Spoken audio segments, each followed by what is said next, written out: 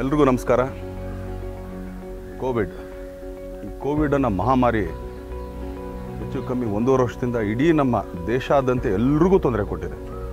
ಮಾನವ ಕುಲಕ್ಕೆ ಎಷ್ಟು ತೊಂದರೆ ಆಗಿದೆಯೋ ಅಷ್ಟೇ ತೊಂದರೆ ಪ್ರಾಣಿ ಸಂಕುಲಕ್ಕೂ ಆಗಿದೆ.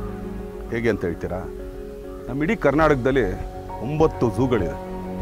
9 ಝೂಗಳಂತಂದರೆ ಹೆಚ್ಚು ಕಮ್ಮಿ 5,000 ಪ್ರಾಣಿಗಳಿಗೆ ಕೋವಿಡ್ಗೂ ಏನು ಸಂಬಂಧ ಅಂತ ಕೇಳ್ತೀರಾ? ನಾವು ಈ 9 ಝೂ ನಮ್ಮ ಕರ್ನಾಟಕದಲ್ಲಿರೋದಕ್ಕೆ ದೇಶಾದ್ಯಂತ ಜನಗಳು ಬರ್ತಾರೆ. ಅವ್ರು ತಗೊಳ್ಳೋ ಟಿಕೆಟಿಂದ ಇಡೀ ಈ ಪ್ರಾಣಿ ಸಂಕುಲಕ್ಕೆ ಆಹಾರದ ಇರ್ಬೋದು, ಅದನ್ನು ನೋಡ್ಕೊಳ್ಳೋರ್ಗಿಂತ ಅವ್ರುಗಳಿಗೆ ಹೋಗೋಂಥ ಒಂದು ಸಂಬಳ ಇರ್ಬೋದು, ಇದೆಲ್ಲ ಅದೊಂದು ಸೈಕಲ್ ಅಂತ ಹೇಳ್ತೀವಲ್ಲ ಅದರಲ್ಲಿ ಸೇರಿಸ್ಬಿಟ್ಟಿದೆ. ಆದರೆ ಈಗ 1.5 ವರ್ಷದಿಂದ ಇಡೀ ಈ ಝೂಗಳಿಗೆ ತುಂಬ ಸಂಕಷ್ಟದಲ್ಲಿದ್ದಾವೆ. ಸಂಕಷ್ಟ ಅಂದ ತಕ್ಷಣ ಎಲ್ರಿಗೂ ನಾವು ಹೇಳ್ತಾರೆ ಏನಾರು ಮಾಡಿ ಮಟ್ಟಿ ಇಲ್ಲ, ಅದರದ್ದೇನಿಲ್ಲ.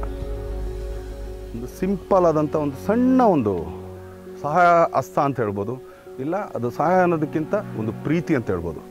ಏನಕ್ಕೆ ಈ ಪ್ರೀತಿ ಅಂತ ಹೇಳ್ತಾ ಇದ್ದೀನಿ ಅಂದರೆ, ಎಲ್ಲರ ಮನೆಯಲ್ಲೂ ಪ್ರಾಣಿಗಳು ಸಾಕೋಕ್ಕಾಗಲ್ಲ, ಆದರೆ ನೀವು ಕೂಡ ಪ್ರಾಣಿಗಳನ್ನ ಸಾಕಂಗೆ ಮಾಡ್ಬೋದು.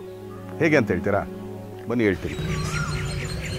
ಅಡಾಪ್ಷನ್ ಹೇಗೆ ಮಾಡ್ಬೋದು ಅಂತ ಹೇಳ್ತೀನಿ ಕೇಳಿ. ಒಂದು ಲವ್ ಬರ್ಡ್ ಇರ್ಬೋದು, ಅದಕ್ಕೆ 1,000 ರೂಪಾಯಿ. ಅದೇ ನೀವು ಹುಲಿ ಸಾಕ್ತೀನಿ ಅಂತೇಳಿ 1,00,000 ರೂಪಾಯಿ.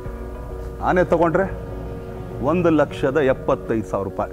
ಆದರೆ ಇದಿಷ್ಟೂ ಕೂಡ 1 ವರ್ಷಕ್ಕೆ ನೀವು ಕೊಡೋದು, ತಿಂಗಳ ಅಲ್ಲ. ಆದ್ದರಿಂದ ದಯಮಾಡಿ ಈ ಪ್ರಾಣಿ ಸಂಕುಲನ ಉಳಿಸೋದಕ್ಕೆ, ಈ ಮೃಗಗಳನ್ನು ಬೆಳೆಸೋದಕ್ಕೆ ತಾವೆಲ್ಲರೂ ಕೈ ಜೋಡಿಸಿ ಈ ಕೋವಿಡಲ್ಲಿ ನಾವೆಲ್ಲರೂ ಒಂದಾಗೋಣ, ಈ ಪ್ರಾಣಿ ಸಂಕುಲನ ಉಳಿಸೋಣ. ಈ ಪ್ರಾಣಿಗಳನ್ನ ದತ್ತು ಪಡೆಯೋದಕ್ಕೆ ಮೊಬೈಲಲ್ಲಿ ಒಂದು ಆ್ಯಪ್ ಇದೆ, ಝೂ ಆಫ್ ಕರ್ನಾಟಕ ಅಂತ. ಅದರಲ್ಲಿ ಬೇಕಾದ್ರೂ ನೋಡ್ಬೋದು. ಇಲ್ಲ ಅಂತಂದರೆ ಇಡೀ ಕರ್ನಾಟಕದಲ್ಲಿ 9 ಝೂಗಳಿದೆ. ನಿಮಗೆ ಹತ್ತಿರ ಇರೋ ಝೂಗಳಿಗೆ ಹೋಗಿ ನೀವು ಸಂಪರ್ಕ ಮಾಡ್ಬೋದು. ಆದರೆ ಇನ್ನೊಂದು, ನೀವು ಝೂಗೆ ಕಟ್ಟೋ ಹಣ income tax act section 80G ಅಂದರೆ ತಾವು ಕಟ್ಟಿರೋ ಟ್ಯಾಕ್ಸ್ಗೆ 50% ರಿಯಾಯಿತಿ ಪಡಿಬೋದು.